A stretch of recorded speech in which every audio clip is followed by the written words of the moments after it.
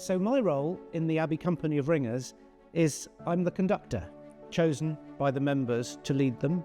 My job is to coordinate the ringing on any particular day, to decide which bells each person rings, and then to conduct the touch. So how did I become a bell ringer? My parents were both bell ringers. They met through ringing when they were a lot younger. Beforehand, it was just always something you did on a Sunday morning with the family. Whereas at university, I went and met the local ringing groups. And that's when I became really enthusiastic about ringing, going out exploring other churches, other cathedrals, and started pushing myself and really getting into it all. What are people's misconceptions about ringing? I think, first of all, people think about those monks on the Christmas cards swinging around on the rope and going up to the ceiling. A perfect bell ringer stands pretty much dead still and is just smoothly ringing up and down. I think people have this image of us all being deaf because the sound of the bells has deafened us. Again, that's not true at all, because where we ring, we will be 1 floor or 2 floors below where the actual bells are. There will be insulated floors in between.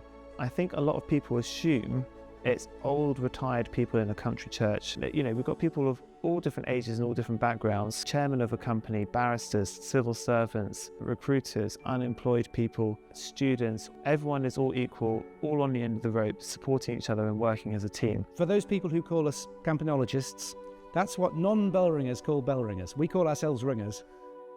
What's a typical ringing session at the Abbey? We ring when required by the Dean and Chapter, so they will specify what we ring. It's usually after a service. Unlike orchestral conductors, I have to ring a bell as well.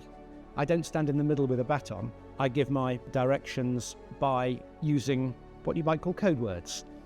Normally during the year we have what's known as special days and ordinary days. So ordinary days are typical ringing days in the calendar. It could be Christmas morning or a certain Christian festival. We have a routine, which is that we go up to the tower, we assemble. As the conductor, I allocate people bells. I tell people what we're going to ring, and then we usually have a signal from downstairs to tell us that it's time to ring. If it's a special service like the judge's service, that'll be 1 20-minute slot. Bell ringers have something that we call a peal. If you like, the bell ringers marathon. You ring non-stop. You don't have a break for the loo, you don't have a break for a drink. For a full peal, we only ever do that once a year, typically here, and that's for Edwardtide, and we do it for special occasions. It's a particularly special honour to ring a peal at Westminster Abbey, and the biggest honour of all is to have your name on one of the peal boards that line the walls of the Abbey and which record the special peals. The Abbey is special because it is, if you like, the pinnacle of ringing. The people that are chosen to be Abbey bell ringers have to be both experts at bell ringing, but also have to be good team players.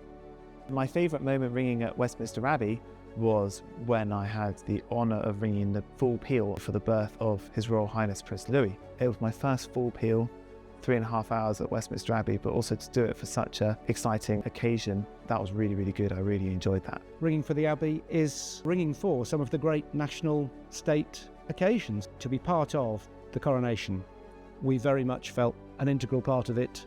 When the King came out of the Abbey, everybody around the world heard the bells being rung. You can't beat that. What would I say to someone who was thinking of taking up bell ringing? It's not easy.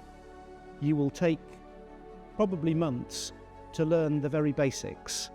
If you're patient, the technique of ringing will suddenly click. And when you get it, you will be then going, I don't know how I was not able to do this. Go find a centre, but give it time. It's going to take time to be able to learn. And if you get the bug, like I'm afraid I did, you'll be hooked for life.